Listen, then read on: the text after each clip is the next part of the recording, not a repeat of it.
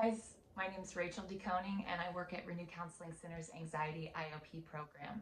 I also have a private practice and I specialize in anxiety. So I'm excited to bring you a tip to help you through this difficult time right now that we're going through in the United States, well, everywhere in the world pretty much. And what I'm hoping is that it just gives you a way to manage some of the anxiety that you're probably feeling right now. So as I think about anxiety, I think about control. I think about that a lot of our anxiety right now is stemming from the fact that we feel like we have as little control as we've ever had in our lives because things are changing at a rapid pace, things are unpredictable, and this is, as you can see, creating a lot of anxiety, a lot of anger in people. And so I thought, what better time than now to give you a tip on control and kind of looking through how to manage your anxiety from the lens of control and acceptance. So I want to start with one of my favorite quotes, and it says, the more we try to control the things we can't control, the more we lose control over the things we can control.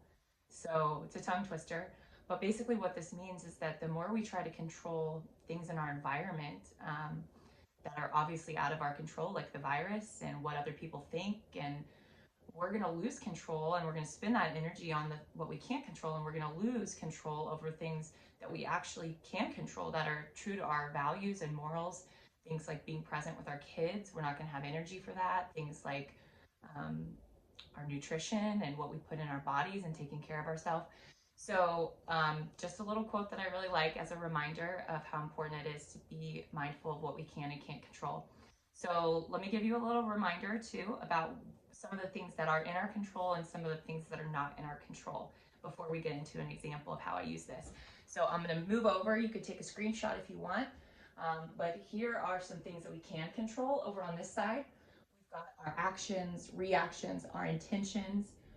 We can also control our thinking. This is a tricky one because I a lot of times teach people that our thoughts, our automatic thoughts, are not in our control. We can't control if a negative automatic thought pops up, but we can control kind of how we think about that, how we react to that thought.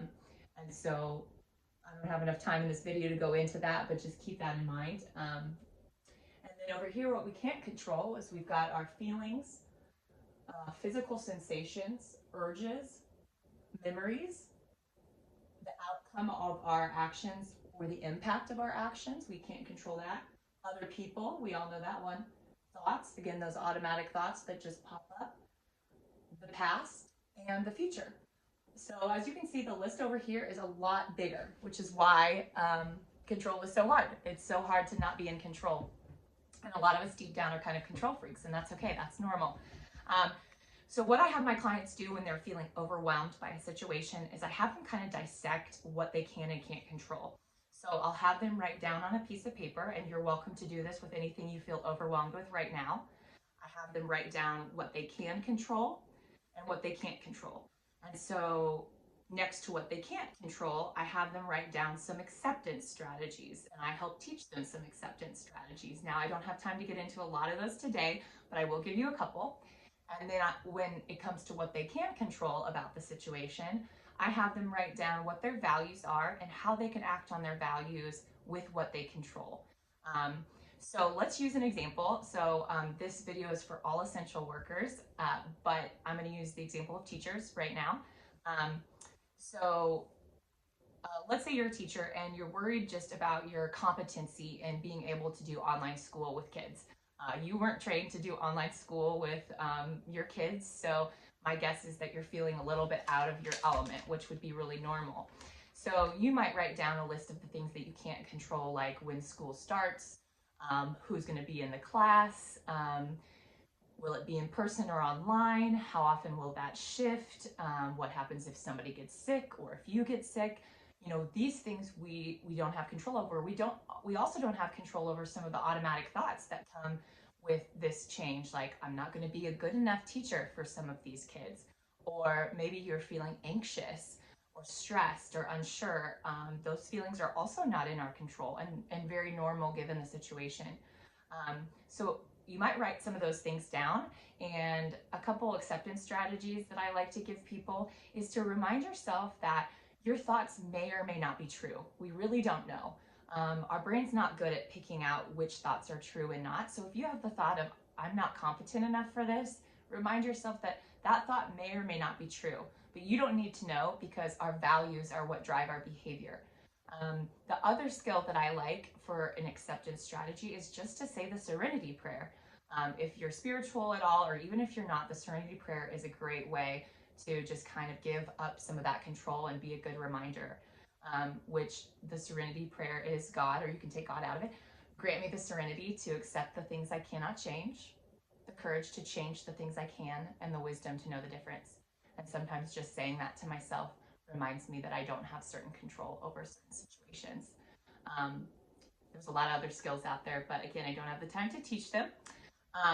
So then after they've done that, I'll have my clients write down, things that they can control. So how they treat their students, maybe how they react to some of the changes that are happening, what boundaries they have around their work and home life.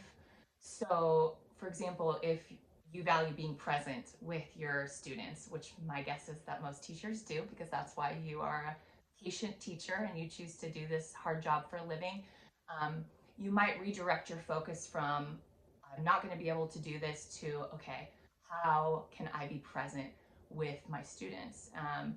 And my sister's a teacher, and one of the ways she likes to be present with her students is just reminding herself and focusing on what she's doing in that moment. So if she's online in that moment, she's really going to be in that moment with her students. Or if she's working on grading papers, she's going to focus on that task at that point in time. She's not going to be thinking about the next thing she has to do, and that is in our control. We can do that.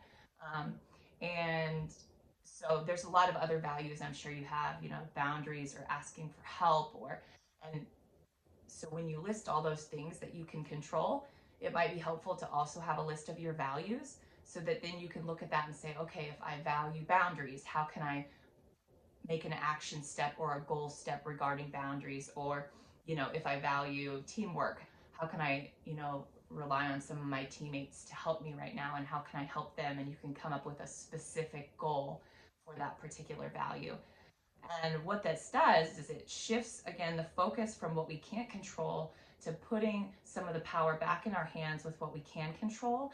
And not only that, but we're living our values, which is what gives us fulfillment in life. It's what empowers us.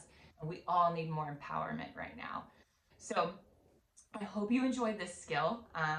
I hope that you find a way to use it. I know I use it a lot of times as an essential worker myself whenever I'm feeling overwhelmed, or even when there's not a pandemic, I do this skill because it makes me feel a little bit more in control and a little bit more like I'm facing in the direction of my values.